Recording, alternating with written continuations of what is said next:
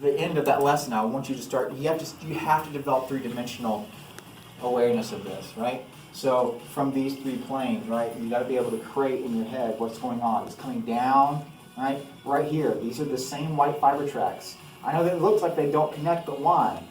Right? It's because they're coming down at an angle like this, right? And so they don't run perfectly straight in this plane, right? They're kind of running this way, and then they're gonna have to kind of bounce out and around the midbrain here. Oops, midbrain right there, right? So that's called the crus cerebri. That's the corticospinal tracts, right?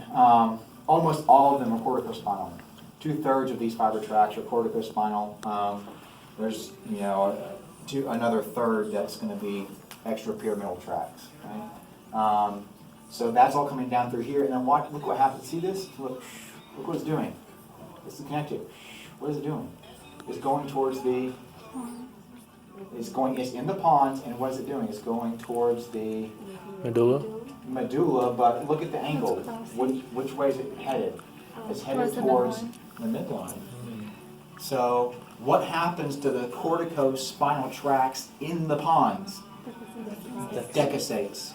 Right controls left. It decussates in the pons. Why is it called the pyramidal tracts? Because that area of fiber tracts where these corticospinal tracts decussate in the pons is called the pyramids. That's why it's called the pyramidal tracts, right? Plus they come from pyramidal cells.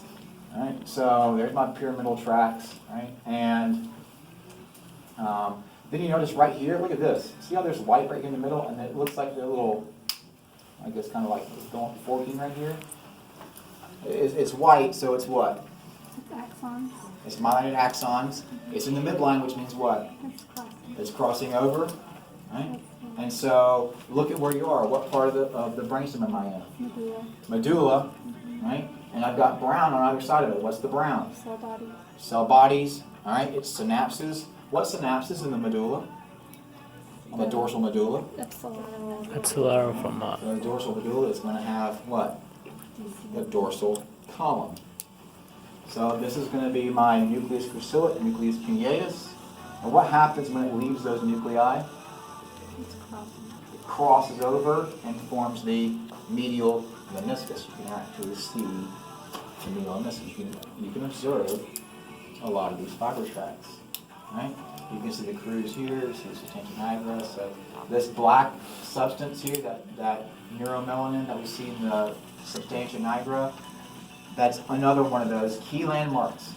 You always see that, unless it's a Parkinsonian patient, you'll always see that. So let that be kind of like something to help guide you and orient you. If you're seeing that, we know we're seeing midbrain. There's no question, right? Even if this is the only view you have. I know that this area right here is midbrain, right? The fact that I can't see much of the cerebellum means I'm probably in the most rostral midbrain, right? But that's how we kind of orient ourselves.